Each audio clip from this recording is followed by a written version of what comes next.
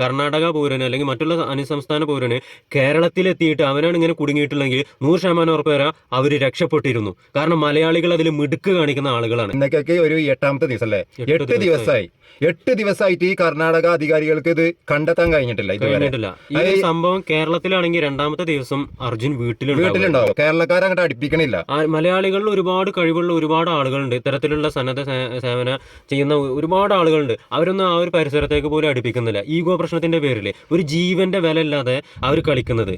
ഈ ഒരു വിഷയം പിന്നെ കേരള ഗവൺമെന്റിന് വിട്ടുകൊടുത്തോക്കാണ് പെട്ടെന്ന് അർജുനെ കണ്ടെത്താൻ കഴിയും. കാരണം ഈ കാര്യത്തിൽ മലയാളികൾ ഒരുപാട് കഴിവ് തെളിയിച്ച ഒരുപാട് കാര്യങ്ങളുണ്ട്. കേരളത്തിൽ എത്രയോ വലിയ വലിയ പ്രശ്നങ്ങൾ, മണ്ണിടിച്ചിൽ, ഉരുൾപൊട്ടൽ, വിമാനാപകടം, ഇങ്ങനെയുള്ള എല്ലാ കാര്യങ്ങളിലും മുൻപന്തിയിൽ നിന്നിട്ട് ജനങ്ങളെ രക്ഷിച്ച് ജീവൻ രക്ഷിച്ച് ഒരുപാട് കാര്യങ്ങൾ മലയാളികൾ അതിൽ മുൻപന്തിയിലാണെന്നുള്ളത് നമുക്ക് തെളിവുകൾ ഒരുപാടുണ്ട്. പക്ഷെ അവർക്കിത് വിട്ടുകൊടുക്കുന്നില്ല. ഈ ഒരു വിഷയം അവർക്ക് വിട്ടുകൊടുത്തു കഴിഞ്ഞാൽ പെട്ടെന്ന് അർജുനെ കണ്ടെത്താനും കഴിയും, അർജുനെ വീട്ടിലെത്തിക്കാനും കഴിയും.